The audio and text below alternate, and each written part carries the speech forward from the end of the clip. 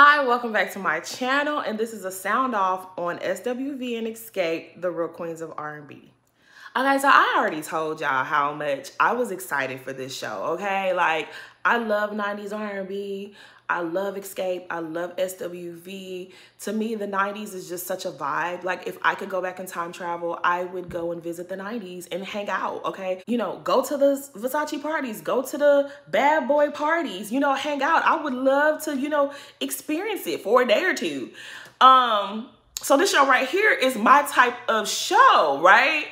And all the shenanigans that transpired ever since episode 3 has aired is really killing my vibe, okay? I really hate that we're talking about who was a better group, Xscape, SWV. I didn't sign up for all of that, okay? That's not what this was supposed to be. This was supposed to be a vibe. But I still stand by everything that I said in my last video. Candy, Tiny, y'all tried it. I love y'all, but y'all tried it. Candy and Tiny saying that they're more relevant because of reality TV and social media. That's wild. That's really wild because you're both singing songs from 1998 and before. A lot of your other songs, people don't care about it like that. They don't. They care about the hits from the 90s. That's like saying if Mary J. Blige went on tour right now and it was sold out, it would be sold out because of the fans she acquired from people watching Power. No.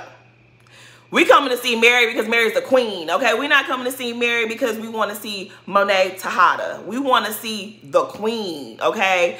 And I just feel like that sounds crazy as hell. If that is the argument that y'all use to negotiate y'all fees, more power to you. But you sound crazy as hell coming on here saying, oh, people watch us on TV. That's why they're coming to our shows. That's a lie.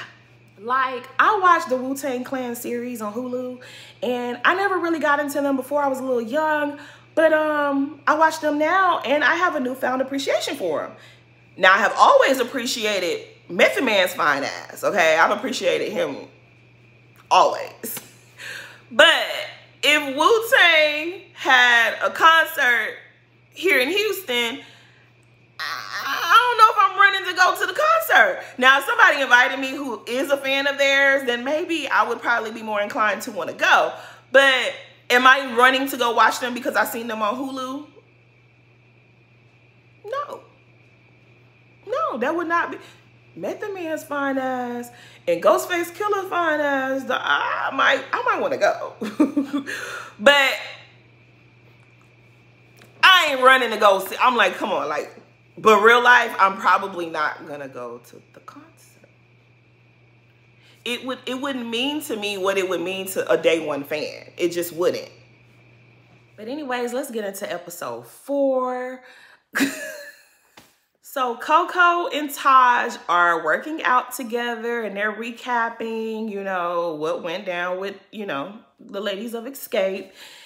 But in the confessionals, Taj is saying how much, you know, her relationship with Coco is so different than what it was in the 90s, and they get along so much better now. So back in the day, Coco and Taj have always had tension because people would be in Coco's ear about the ladies in the group, and they just never really meshed. And there's a throwback clip of their breakthrough going around when they were talking to a therapist, and the truth was laid out. And Coco was just like, bitch, I wanted you to have my back like you had Lily back. And Taj was like, girl, I would have had your back if you would have just told me what was the problem. And they were like, damn, we wasted all these years of not getting along because of one conversation that could have cleared up everything. Yes, y'all did. And now they're enjoying each other on some grown woman stuff. And they're really getting to be sisters with voices. And I'm here for all of that. If that same spirit could touch Xscape, that would be lovely. So over at Lily's house, their manager is stopping by and she's telling him about her book, Sister Hot Pocket. And I don't remember this man's name. Is it just me or does this man look like Abe Lincoln? Like he looked like he could be Abe Lincoln's great-great-great-grandson or somebody, or maybe nephew or something. Don't mind me. Sorry to this man. Sorry to this man. Mr. Manager, I can't remember your name. You just gonna be the manager, okay? This show ain't about you, no way. Anyway, she's reading him a part of her book, and it's so awkward. But I'm kind of here for this. I wish they would, it wasn't so weird, but I'm kind of here for this book. Like, I really feel like this could really be something good. Lily, we sending you good vibes, okay? Good vibes to you, Lily. I really hope this book works out because I feel like this could really be something. It could. But anyways, they start talking about, you know, the situation with Xscape. And she's saying how, you know, egos are getting away. Yeah. It is what it is, child. We ain't gonna spend too much time talking about that. Now, when it comes to Xscape, Tiny was always my favorite. I loved her voice. I just love how cute and little and petite she was. Do You Want To was my favorite Xscape song. So Tiny was my girl. But when they did the show Still Kicking It, I really fell in love with Tamika. Like, her energy is so beautiful. I really, really, really like her. And I don't know, Bravo, can you bring my girl back? You know, can she come to Housewives or something? Put her on something. I need more Tamika Scott. I need more Tamika Scott. That's how I feel. But anyway, she's linking up with Taj because she still wants to do this joint show with SWV, and she has all these ideas, and she's letting Taj know, like, girl, this is what we like, and I'm having this idea, and I have that idea. And to see how excited she is about this, it's kind of like, how do you not want to do the show? Like, just Tamika giving her ideas alone makes this seem so fun. Like, why wouldn't you want to be a part of this? I don't know, but y'all need to get it together. Tamika is saying in the confessionals how Latasha and Kandi always took the lead on the creative and the visuals, and she always took a step back. But now she's a grown woman and she got ideas, and she will be heard. And y'all will be getting the full-grown Tamika experience. And I'm here for it. Anyways, they wrap that scene on up. It's a new day. The ladies are all meeting up, and they're gonna try this again, okay? We're gonna see if we can get a little further in this meeting than we did the last meeting, because that last meeting was a hot ass mess. Anyways, all the ladies are arriving. Tamika is there. She's ready to present. Her outfit was cute. I was feeling this little outfit, Tamika. Okay, you did that. She got Steve ready right there with her, and all her ideas are great ideas. But Coco was like, before we go too far deep into this conversation, are we co-headlining or not? And they started talking and doing all of this, and Latasha was like, yes, we're co-headlining. And I really don't be here for Latasha most of the time, but I'm with Latasha on this one. We co-headline, and that's the end of that. We're not even gonna do this again. The look on Tiny's face, though, looked like Tiny wasn't with it. And Kandi is saying in her confessionals, like, they all wanted to headline, but didn't nobody want to say nothing. Pretty much, they left Kandi for dead. Kandi was the only one putting her neck out there for the group, and they left her for dead. So she's like, I'm not going to say anything so that she could look like the hero. No. I don't know why you said anything to begin with. If that was a conversation that needed to happen before y'all came on this show. But whatever, Kandi girl, it looked like y'all gonna be co-headlining. So back to Tamika's ideas. As she's presenting, Latasha is just doing her face all types of ways, and she's sitting there and she's squirming and she's big mad. She's salty, and I don't understand why she's salty, because girl, you don't even want to be in a group. She's saying in the confessionals, is like, I was always the creative, and Tamika never even barely came to the studio, and I did this, and I did that, and I did this. And if she wants to take it, go ahead and take it. And it's just like,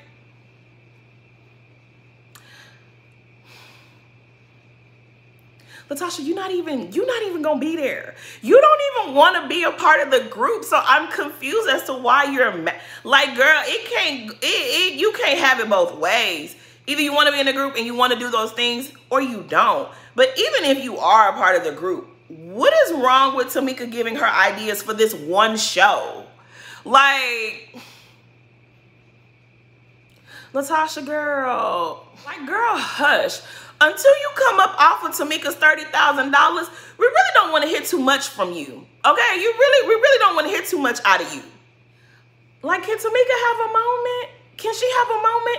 After 40 years, can she have something to be happy about? My damn. How your sister your biggest hater? That's not cute. It's really not. Kandi saying in her confessionals how she know Latasha is big mad and it's really getting under her skin to see Tamika sitting there presenting with Steve because Steve is her homie. And Kandi, Kandi don't enjoy this a little too much before they make up and they be mad at you again. Like, let them be. I mean, I can't lie. If I was in Kandi's shoes, I would be enjoying it as well. But I think I would just, them sisters now, just let them be. Just let them do them. The whole meeting, Coco over there just taking her shots. She's just taking shots left and right. And you know, us Geminis, we don't forget shit. We don't forget nothing. We will forgive you, but we gonna remind you how you tried us every single time. Anyways, we get this scene with Kandi in the studio and she's singing Weak. Now, I'm not one of the girls that likes to clown Kandi's voice, okay? If y'all show that scene from season 11, I'm gonna laugh. I'm gonna laugh. I will. But I appreciate Kandi's voice for what it is. I know I'm not one of them girls that be laughing at her voice, okay? I appreciate her vocal ability. I really, really, really do. But there are certain songs, you just don't want to hear everybody singing certain songs, right? We on the show with Coco herself.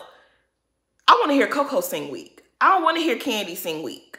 And this is no shade. But I just don't want, I just want Kandi to leave that song alone. That's all I'm saying.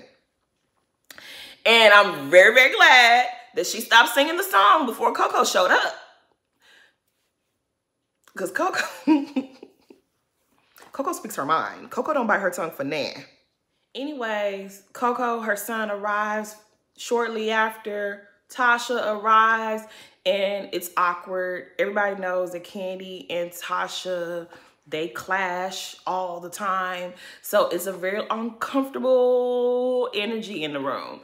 And Coco was like, what the hell is this? Anyways, they're going over the set list, you know. Everything seems to be going kind of okay until they start talking about how they're going to close the show out. Should it be understanding? Should it be weak? Now, I love Understanding. That's one of my favorite songs ever, okay? But Weak is that girl. Weak is in a whole nother conversation of life, okay? She's worldwide. She's a different type of bitch. She's in a class completely different than Understanding. So if I had to choose, I'm gonna go with Weak. And this is no shade to Understanding. Understanding is, she's up there too. But she's not weak. She's just not. She ain't. Sorry. Child, they give us this scene with Kandi and Don Juan. And when Don Juan be doing his, well, what she gonna do? That shit gets on my nerves. Because it's obvious, like, you came on the show to do, to say the stuff that Kandi isn't going to say. And it's just like, we don't be wanting that. I really, really found a new appreciation for Don Juan on Kandi and the Gang. But in this moment right here, it just gave us a little bit of throwback Don Juan that we didn't really used to like. It just didn't. But anyways, they talking about Xscape business. And Kandi says how, you know, everything is going great with Kandi Coded Entertainment. Everything we do over there is just a well-oiled machine. But when it comes to this group, and it's just like, Kandi, that's not really fair. Everything is going great over here because you're the boss. You give orders and they have to make the shit happen, okay? They can't give you too much lip. They can't say too much unless it's constructive. You give the orders and they execute. Over here, dealing with Xscape in the music industry, they're going to give you feedback. It's 4 women, 4 different opinions, 4 different camps, 4 different teams. Of course, it's going to be chaos. You know that. Like, let's not. You know what it is. Of course it's different. It's different. And they bring up Latasha's solo career and how she been acting funny, and now she wants to be a gospel singer. And Don Juan had points when he says, you know, the gospel crowd is different. It absolutely is. It's a whole nother ball game. And her husband and his get rich quick schemes ain't gonna work over there with those people. It's just not. But also, if the lady want to do that, she can do that. That ain't even y'all business. Whether or not she makes it as a gospel artist, that really wasn't y'all conversation to have. It really wasn't. Y'all was out of order for that. Anyways, Taj and Coco take Jalen shopping. They're looking for outfits. And Coco wants Auntie Taj to give Jalen a Get Your Mind Right lecture. And she was like, you know, since you have a son around his age, and she's like, yeah, and I have another one that just graduated. Exactly. You are the perfect person for us to have this conversation with. And Taj tells him what she needs to tell him. And at the end of the day, let the boy go out there and try to make this music thing happen, okay? You know, Coco had a point. She was like, Megan went to school and she did music. She did. She did. But the difference is Megan wanted to finish school. Jalen is in the mindset of he's done with school for the moment. He ain't trying to go to school. So guess what? If you force him to go to school, he's not going to perform well. He's not going to perform well.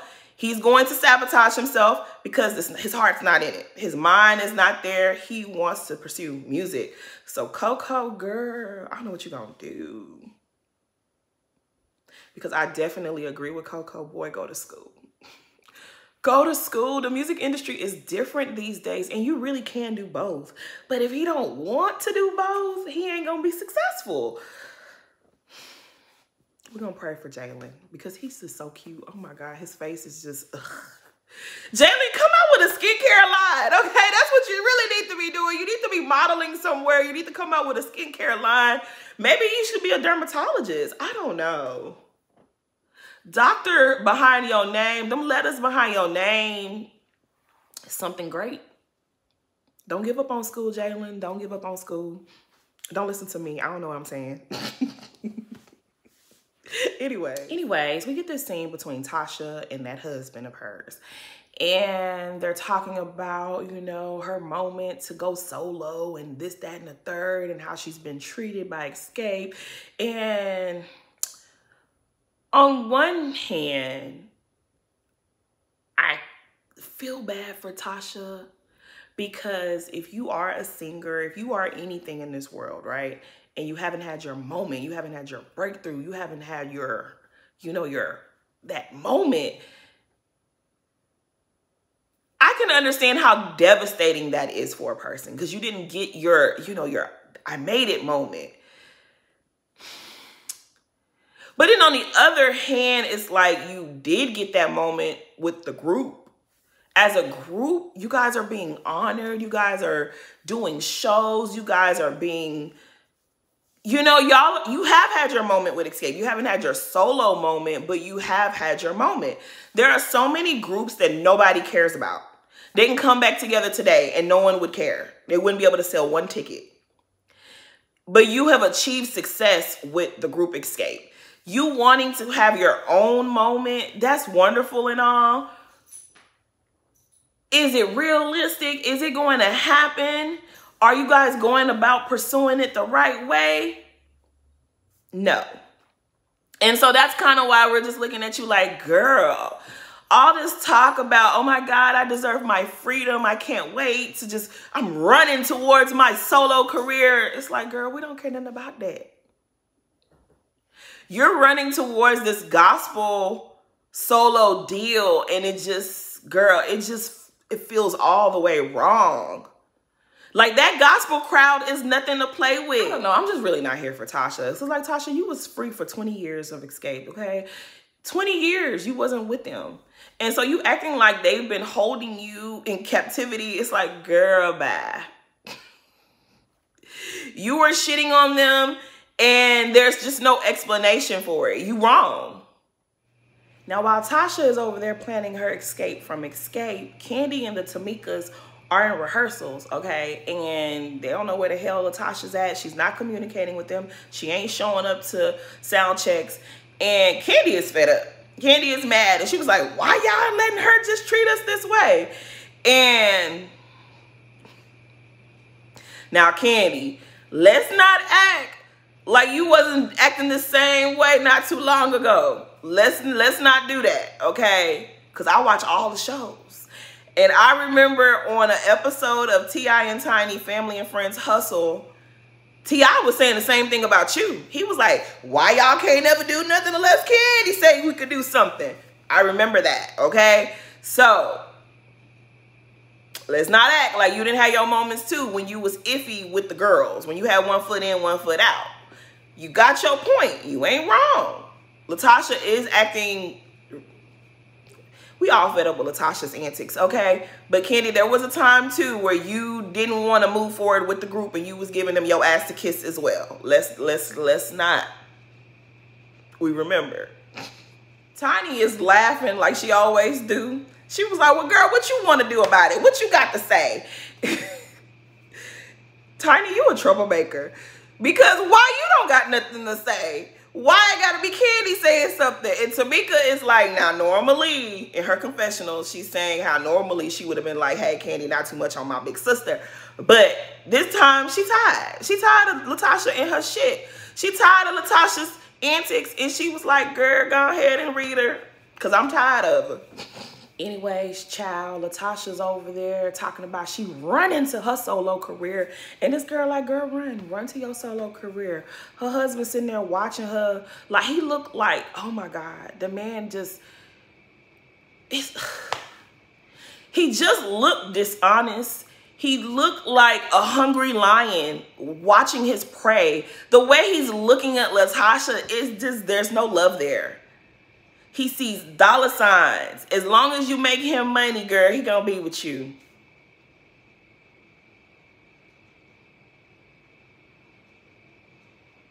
It's really disturbing to watch. Like, it does not feel good to watch this man. Like, if y'all ever go back and do TV again, Latasha, keep your man off of television. He is not the husbands that you prop up on TV. Because he might be fooling you. He might have had a hold on you almost 30 years of your life. You might think he is the best thing since sliced bread. But girl, the rest of the world, we see the evilness. We see the wickedness seeping out of him. Keep him off television. Keep him off of our screens. Because we're going to drag him every time we see him. And his hungry smile. He ain't no good and he don't mean you no good. Anyways, the episode closes with Tamika singing Latasha's parts in rehearsals because they can't wait on her. They don't know if she ever gonna make it or not. So Tamika can sing just as beautifully as Latasha. So girl, the show must go on with or without you. We pretty much learned that Tamika has been in her sister's shadow her whole life. And she has been taught to dim her light so that her sister's light can shine brighter.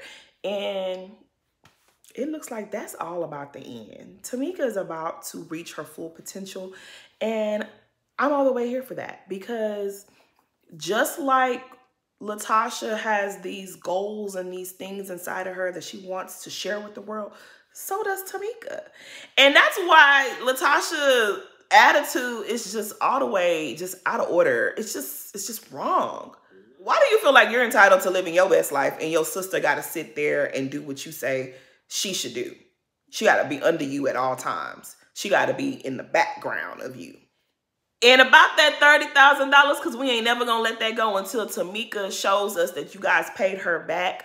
It has been so much talk about it.